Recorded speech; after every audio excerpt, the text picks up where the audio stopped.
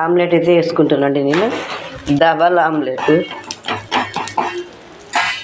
టమాటా పచ్చడి, ఆమ్లెట్. ఈరోజు నా భోజనం అయితే అమ్మ ఊరికైతే వెళ్ళిందండి ఫంక్షన్ కోసం.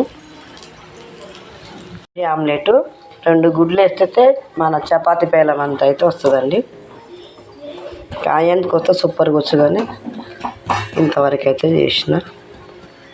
ఓకేనండి, ఆమ్లెట్ రెడీ అయిపోయింది.